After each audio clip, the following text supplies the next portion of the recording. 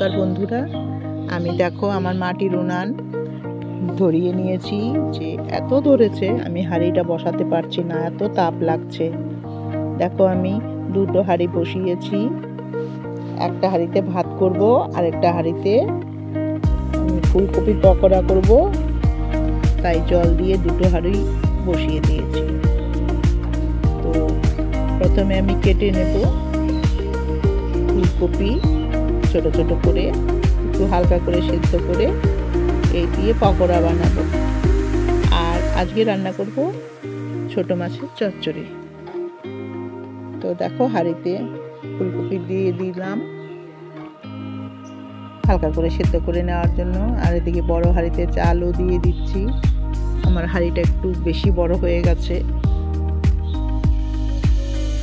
তো দেখি পরে একটা ছোট হাঁড়ি কিনে নেব। এই দেখো এদিকে ফুলকপিও হয়ে গেছে, আর এদিকে ভাতও ফেনা চলে এসছে ভাতের। আর দেখো আমি এই তাওয়াটা বসিয়ে নিয়েছি, ওই কড়াইটাতে ঠিকঠাক ভাজা হবে কি না, তাই এই তাওয়াটা কিনেছি এটাতে ভাজা করার জন্য, বেগুন ভাজা বা মাছ ভাজা করার জন্য। বেশ ছড়ানো আছে, এটাতে ভাজা ভালো হবে। আর আমি শুনেছি মাটির তাওয়াতে নাকি কম তেল লাগে, আর আমার শরীরটা ভালো নেই, তাই একটু তেলও কম খাচ্ছি, তাই কম তেলেই রান্না হচ্ছে।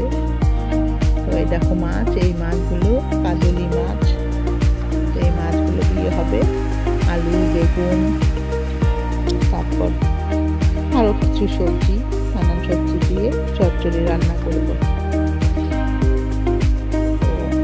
মাছ ভাজা হচ্ছে, আর এদিকে আমি সবজিটা আগেই কেটে নিয়েছি।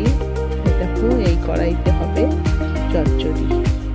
এই চচ্চড়ির মধ্যে হলুদ, লবণ, লঙ্কা, তেল সব কিছু দিয়ে একবারে মেখে বসিয়ে দেব, আর বারবার নাড়াচাড়া করব না। আর এদিকে আমি এই যে ফুলকপি হালকা সেদ্ধ করে নেওয়া, ওগুলো বেসন দিয়ে মাখিয়ে নিয়েছি পকোড়া করার জন্য। এই যে পকোড়া হচ্ছে, আর এটাতে হচ্ছে, পাশেরটাতে হচ্ছে চচ্চড়ি। এই দেখো চচ্চড়ি হচ্ছে, আর এদিকে পকোড়াও প্রায় হয়ে এসেছে। আর ভাত তো আগেই হয়ে গেছে। আজ রাতে আমাদের এইটুকুই মেনু, আর একটু পাঁপড় ভেজে নেব পরে, পকোড়াটা হওয়ার পরে। এই দেখো আমাদের খাবারও জোগাড় হয়ে গেছে। এই যে থালায় ভাত বেড়ে নিয়েছি বিশাল, আর আমি খাবো বলে তো বিশাল ও বললো যে দিদা তুমি আগে বসো, আমি পরে বসছি। ও হলো ক্যামেরাম্যান, ক্যামেরা তুলেছে।